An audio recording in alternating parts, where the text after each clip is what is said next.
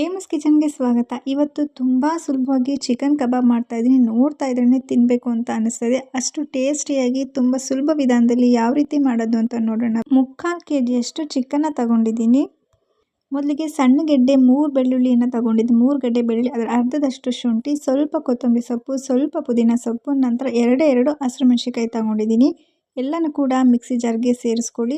ಜೀರಿಗೆ 2 ಟೇಬಲ್ ಸ್ಪೂನಷ್ಟು ಹಾಕ್ಕೊಂಡು, ಇದು ರುಚಿಗಂತೂ ಡಬ್ಬಲ್ ಕೊಡುತ್ತೆ ಇದು ಜೀರಿಗೆ ಹಾಕೋದ್ರಿಂದ. ಮತ್ತು ಮೆಣಸು ಅಷ್ಟೇ, ನಾನು 1 ಟೀ ಟೇಬಲ್ ಸ್ಪೂನಷ್ಟು ತೊಗೊಂಡಿದ್ದೀನಿ. ಸ್ವಲ್ಪ ನೀರನ್ನು ಸೇರಿಸ್ಕೊಂಡು ನುಣ್ಣಗೆ ರುಬ್ಕೊಂಡ್ಬನ್ನಿ.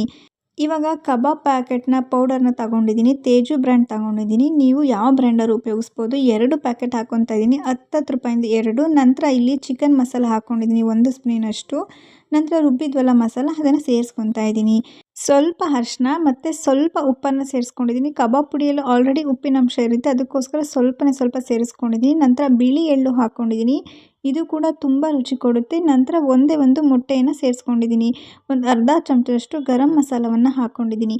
ಎಲ್ಲನೂ ಕೂಡ ಒಂದನ್ನು ಕೂಡ ಮಿಸ್ ಮಾಡ್ದಂಗೆ ಹಾಕ್ಕೊಳ್ಳಿ. ಟೇಸ್ಟ್ ಅಂತೂ ಮಸ್ತಾಗಿ ಬರುತ್ತೆ. ಎಲ್ಲನೂ ಕೂಡ ಕೈಯಲ್ಲೇ ಚೆನ್ನಾಗಿ ಮಿಕ್ಸ್ ಮಾಡ್ಕೊಳ್ಳಿ. ಎಲ್ಲನೂ ಕೂಡ ಚೆನ್ನಾಗಿ ಮಿಕ್ಸ್ ಮಾಡ್ಕೊಂಡಿದ ನಂತರ ಚಿಕನ್ನ ಸೇರಿಸ್ಕೊಳ್ಳಿ. ಚಿಕನಲ್ಲಿ ನೀರು ಇರಬಾರ್ದು, ತೊಳೆದಿರೋ ನೀರು ಇರಬಾರ್ದು, ನೀರಿನ ಅಂಶ. ಹಾಗೆ ಚೆನ್ನಾಗಿ ನೀರನ್ನು ಸೋಸ್ಕೊಂಡು ಚೆನ್ನಾಗಿ ಹಾಕ್ಕೊಳ್ಳಿ. ನೀರಿನಂಶ ಸೇರಿಕೊಂಡ್ರೆ ಚೆನ್ನಾಗಿ ಇರೋದಿಲ್ಲ, ತೆಳ್ಳಗಾಗೋಗ್ಬಿಡುತ್ತೆ. ನಮಗೆ ಕೋಟಿಂಗ್ ಅನ್ನೋದು ಚೆನ್ನಾಗಿ ಬರೋದಿಲ್ಲ. ಅದಕ್ಕೋಸ್ಕರ ನೀರೆಲ್ಲ ಚೆನ್ನಾಗಿ ಹಾಕ್ಕೊಳ್ಳಿ. ಎಲ್ಲನೂ ಕೂಡ ಚೆನ್ನಾಗಿ ಮಿಕ್ಸ್ ಮಾಡ್ಕೊಂಡಿದ ನಂತರ ಪ್ಲೇಟ್ ಕ್ಲೋಸ್ ಮಾಡಿ ಒಂದು ಅರ್ಧ ಗಂಟೆ ಬಿಟ್ಬಿಡಿ.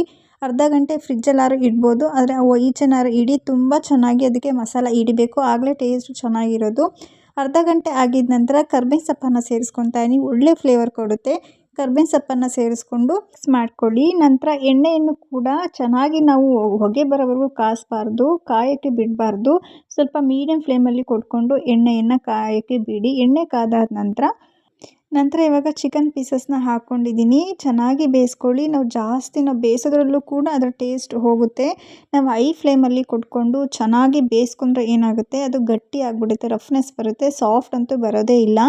ಮೀಡಿಯಮ್ ಫ್ಲೇಮಲ್ಲಿ, ಲೋ ಫ್ಲೇಮಲ್ಲೂ ಅಲ್ಲ, ಹೈ ಫ್ಲೇಮಲ್ಲೂ ಅಲ್ಲ, ಮಧ್ಯದಲ್ಲಿ ಕೊಟ್ಕೊಂಡು ನಾವು ಚೆನ್ನಾಗಿ ಬೇಯಿಸ್ಕೋಬೇಕು. ಚೆನ್ನಾಗಿ ಬೆಂದಾದ ನಂತರ ನಾನು ಇವಾಗ ತೆಗೆದು ಸರ್ವ್ ಮಾಡ್ತಾಯಿದ್ದೀನಿ. ತುಂಬಾ ಚೆನ್ನಾಗಿರುತ್ತೆ. ನೀವು ಎಕ್ಸ್ಪೆಕ್ಟೇ ಮಾಡಿರಲ್ಲ ಆ ಟೇಸ್ಟ್ ನಿಮಗೆ ಕೊಡುತ್ತೆ. ಸೇಮ್ ಹೋಟೆಲ್ ಸ್ಟೈಲಲ್ಲೇ ಇರುತ್ತೆ. ನಿಮಗೂ ಕೂಡ ಈ ರೆಸಿಪಿ ಇಷ್ಟ ಆಗಿದ್ರೆ ಸಬ್ಸ್ಕ್ರೈಬ್ ಮಾಡಿ, ಸಪೋರ್ಟ್ ಮಾಡಿ. Thank you for watching.